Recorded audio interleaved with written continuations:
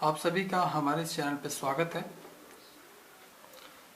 जैसा कि हम सभी जानते हैं और मैंने काफ़ी बार आपको बताया भी है कि ये जो इंग्लिश दवा जब से हमारे जीवन में चलनी शुरू हुई है, हमारे पास बीमारियों का तांता लगा हुआ है कि एक के बाद दूसरी, दूसरे के बाद तीसरी बीमारी ख़त्म नहीं होती है कि दूसरी बीमारी पहले से तैयार रहती है। और डॉक्टर पे डॉक्टर भी हमारे अपॉइंटमेंट बढ़ते जाते हैं। हमारा काम, पढ़ाई, इन सब सारे चीज़ों पे ध्यान कम और डॉक्टर के पास अपॉइंटमेंट हमें ज़्यादा लेना पड़ता है।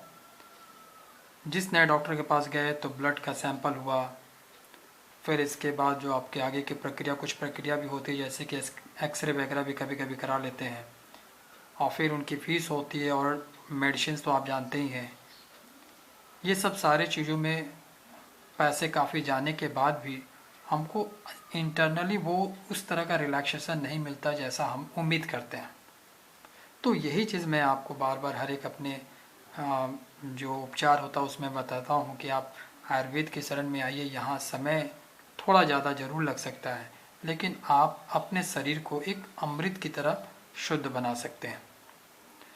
आज मैं एक ही दवा आपको बताऊंगा, और ये जो दवा है आपको कैंसर, दमा और किडनी जो वर्क करना छोड़ देता है, किडनी की निष्क्रियता हो गई, या जलोदर की बीमारी हो गई, या यकृत शोथ की जो बीमारी है वो, इन सब चीज़ों में, और इसके अलावा भी बहुत सारी बीमारियां हैं जिसमें कि ये अकेला ही एक रामबाण का काम करता है। आयुर्वेद में ये गुण है, और उस चीज़ को हम लोग प्रयोग में कम लाते हैं। जानकारी हमारे पास है लेकिन हम लोग कम लाते, केवल सुनते हैं, उसका कम वर्क करते नहीं। तो वो जो दवा है ये है गोवर्धन अर्क, गोधन अर्क इसे कहते हैं। आप इसको गौमूत्र भी कह सकते हैं, लेकिन पतंजलि ने इनका नाम गोधन अर्क रखा है क्योंकि ये गाय का वो धन है जो हमारे शरीर को पवित्र करता है। गाय की कोई भी ऐसी चीज़ नहीं है जो वो गौ माँ मुझे दे और मेरे शरीर के लिए वो ठीक ना हो। वो अमृत होता है, चाहे वो कोई भी पदार्थ हो। उसी में आपका गोधन अर्क आता है। इसकी लेने की प्रक्रिया क्या होगी, आप 10 से 15 ml जो है वो नियमित रूप से प्रतिदिन 2 बार आप सेवन करें। भोजन से आधा घंटा या 1 घंटा गुनगुने पानी के साथ। 10 से 15 ml आपने इनकी क्वांटिटी ली और 10 से 15 ml ही आप उतना ही पानी लेंगे गुनगुना। दोनों में मिला करके आप इसको या तो सुबह के एक रूटीन में मेंटेन कर लीजिए, अदरवाइज सुबह शाम कीजिए, खाने से 1 घंटा पहले। ये जो दवा है, ये जो गोवर्धन अर्क है जो पतंजलि का है, क्योंकि पतंजलि का गोवर्धन अर्क इसलिए कर रहे हैं क्योंकि ये बहुत ही प्यूरिफायर करके आपके पास ये गौ का धन आपके पास आ रहा है, जो हम लोग डायरेक्ट भी यूज़ कर सकते हैं। लेकिन बहुत सारे इन्फेक्शंस होते हैं, बहुत सारे डिजीज़ तक हो जाते हैं जो हमारे शरीर के लिए ठीक नहीं होते, तो ये रिफाइन करके, क्लियर करके वो आपको देते हैं।